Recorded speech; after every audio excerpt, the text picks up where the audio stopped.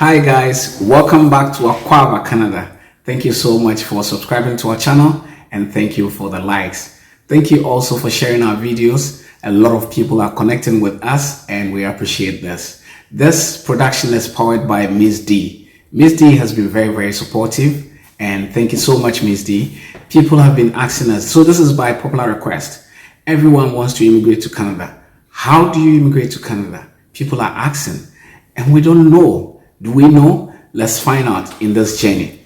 Just to emphasize that we are not immigration consultants. I am not an immigration consultant. We're sharing this video by experience and by other knowledge that we've acquired. And we just want to help and support our family everywhere you find ourselves.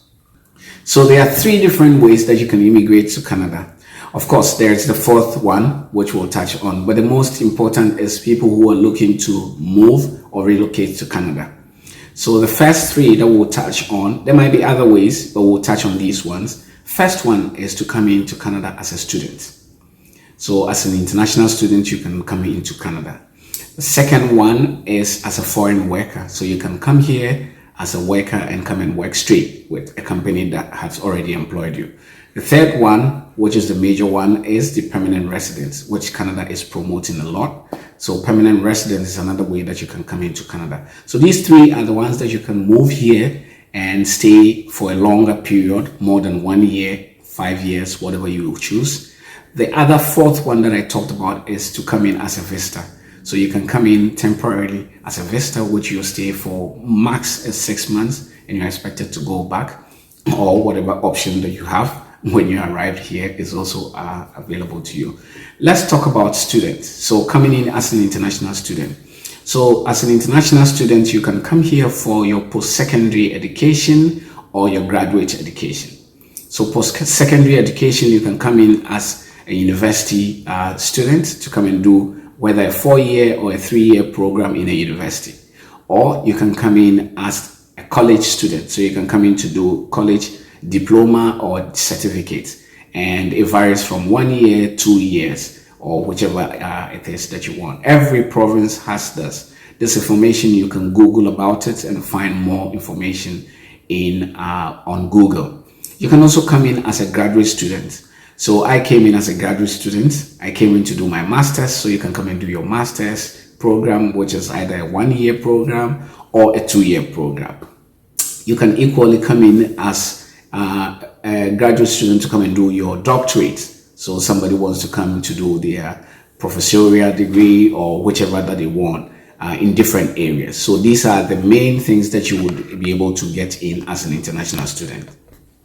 Okay, so that is it for international students. Also, just to note that some universities also have postgraduate certificates that you can come into. So just to add that to the university side of things. The next second thing that we'll touch on is coming in as a foreign worker. So as a foreign worker, so if you gain employment and you're coming into Canada, you are categorized as a foreign worker. And then you can come into Canada with work permit. So anybody holding a work permit, you are categorized as a foreign worker.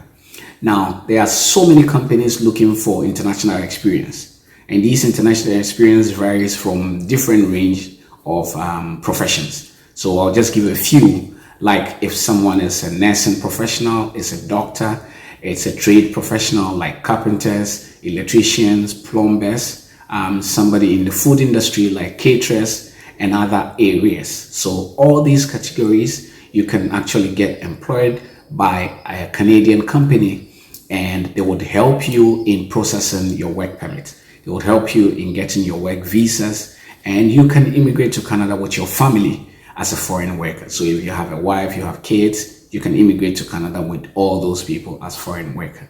Now, different provinces have different programs. So just go online and you can Google about that. Those category of workers that come in is under the LMIA. So LMIA, just Google about LMIA and you can find all the information. And as I indicated, we are not immigration consultants, so I'm just helping you with information. If you need any further assistance, you can give us a comment or send us a message. We'll reply. And if we have any assistance to that, we would give you that as well.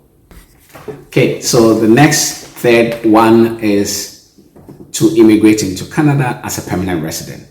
So you can immigrate to Canada as a permanent resident, meaning that even before you leave your home country, you would have a permanent status and you are not required to leave this country anytime unless you decide to travel out. Now, the permanent resident is a program that the Canadian government is promoting a lot. And each year or every week or every month, the Canadian government introduces new policy on these areas that can help people immigrate to Canada. Canada is looking for a lot of experience, so it's looking at immigrating a lot of people who come into Canada and regularize your stay. Now, the permanent resident, there are two ways that I'll touch on, which is the express entry pathway and then the provincial nominee pathway. So those are the two ways that you can immigrate into Canada as a permanent resident. If you want more information, as I said, Google is your friend. The government keeps making a lot of announcements every day. And remember, the most famous quotes by our president, that is Dr. Kwame Nkrumah of Ghana. He says, procrastination is a thief of time. Self-government now. And there is a famous quote. It says, make hay whilst the sun shines. So today is the time that you have to decide. Make that decision now.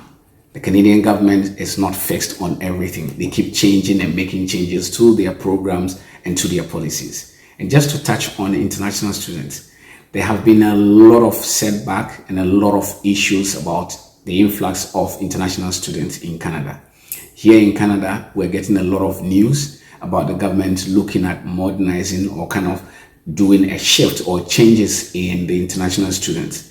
There is possibly going to be a cap on international students that will be allowed per semester or per year or whatever it is. The government is silent about that. So please, this is the time to make that bold decision.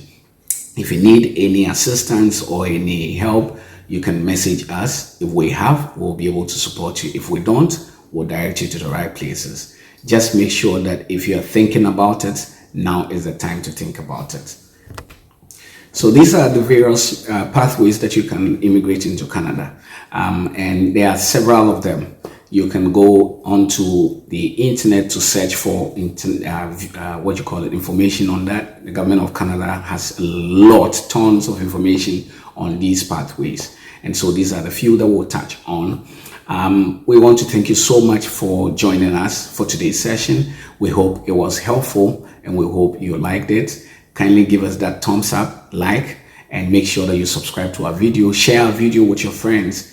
Don't be selfish. Share it with everyone and tell them Jan said, don't be selfish. Share with everyone. Information is vital. People are looking for information. Give them that information. Let them make their choices. If you need any help in any of these areas that we've touched on, don't forget to leave us a comment or don't forget to send us a message and we would be glad to respond and help you with that. Subscribe to our channel, and until we meet again next week or the other day for any other thing, we might have a surprise for you.